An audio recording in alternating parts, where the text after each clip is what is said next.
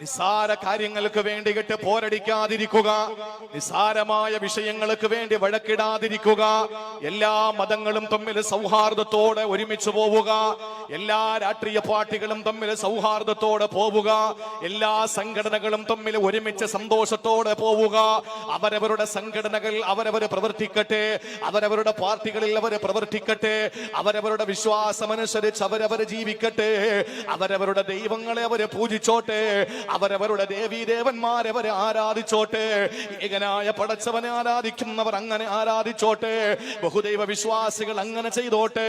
ഇതൊന്നും ആർക്കും ആരോടും ഒരു പകയുണ്ടാകേണ്ട കാര്യമല്ല. പ്രിയപ്പെട്ട സഹോദരങ്ങളെ, ദുനിയാവിലെ പ്രശ്നങ്ങൾ ഉണ്ടാക്കാതെ ജീവിക്കുക, ഫസാദ് ഉണ്ടാക്കാതെ ജീവിക്കുക, തമ്മിലടിപ്പിക്കാതെ ജീവിക്കുക, പരസ്പരം പോരടിക്കാതെ ജീവിക്കുക, ആർക്കും ആരോടും പക തോന്നാതിരിക്കുക. എന്നിട്ട്